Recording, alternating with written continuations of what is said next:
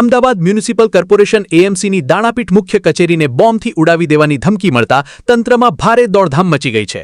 મળતી માહિતી અનુસાર એએમસી દાણાપીઠ કચેરી, આરએસએસની ઓફિસ તેમજ સીએમઓને બોમ્બથી ઉડાવી દેવાની ધમકીભર્યો ઈમેલ મોકલવામાં આવ્યો હતો।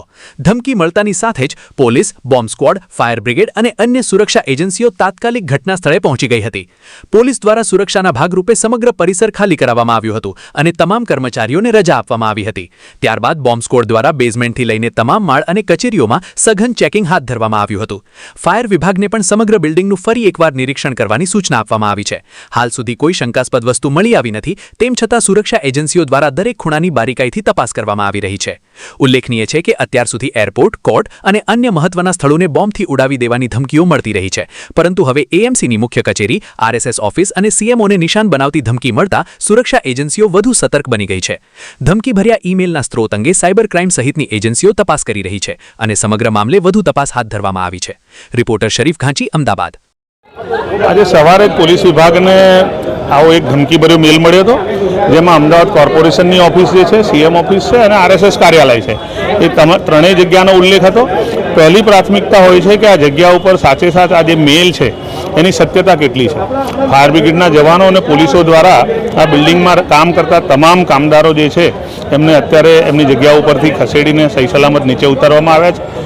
6 માળની આ મંજિલ છે, 6 માળ ઉપર અત્યારે તપાસની કામગીરી બોમ્બ સ્ક્વોડ દ્વારા ચાલુ છે।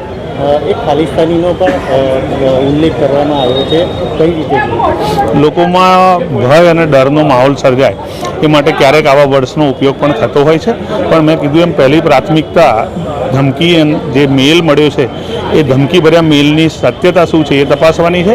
એના પછી આવા મેલ ક્યાંથી આવે છે, કોણ આની પાછળ જવાબદાર છે એની પણ ચકાસ। જે રીતે પોલીસમાંથી માહિતી મળી બોમ્બનો ઈમેલ આવ્યો છે, એના તરત જ પોલીસે બોમ્બ સ્ક્વોડ પણ બોલાવ્યો છે અને ફાયરની ટીમ પણ બોલાવી છે અને બંને ટીમો અત્યારે સાથે સંયુક્ત રીતે બિલ્ડિંગની અંદર તપાસ કરી રહ્યા છે। કઈ હજુ સુધી કઈ એવું લાગ્યું નથી, કઈ એવી વસ્તુ મળી નથી, પણ આપણી ફરજના ભાગરૂપે બધા જ અંદરથી સ્ટાફને અને વિઝિટરોને બિલ્ડિંગની બહાર કાઢવામાં આવી જાય છે।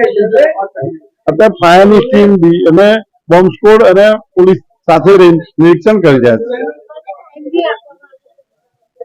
ત્યારે આપણી જોડે જે માહિતી છે, માહિતી પોલીસ જ આમાં કહી શકે અને પોલીસ દ્વારા માહિતી આપવામાં આવશે।